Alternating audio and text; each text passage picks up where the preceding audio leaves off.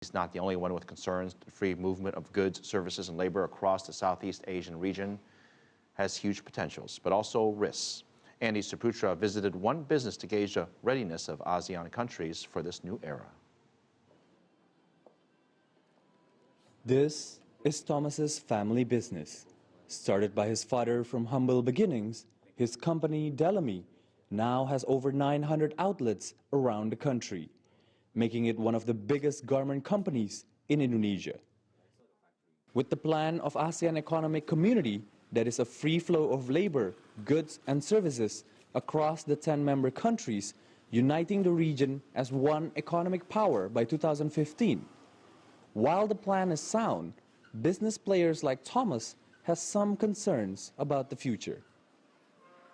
250 million people living here, it's a single biggest market in ASEAN. I think we'll take it as this is a competition, right? So we just need to focus on this market first. We should be able to be the major players in our own market. While the deadline is approaching fast, the challenges are aplenty. For Indonesia, labor competitiveness is still a major concern. The worry is that when the borders are open, harsher competition will leave thousands unemployed, while problems such as development gaps are still a threat for countries like Myanmar. You can say it as a challenge, but at the same time, because the domestic situation is not optimum yet, that's why it's kind of like a concern.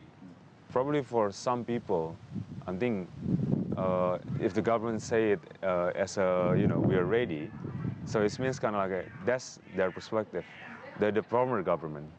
But now this is kind of like a homework for the new government. They believe that that progress, or they kind of like need to evaluate it first. And that is why that this ASEAN summit is crucial. It provides a venue for the countries to step back, re-evaluate, and address the problems and concerns in achieving the dream before it comes to effect. Including bridging the gap between the policymakers and business players like Thomas.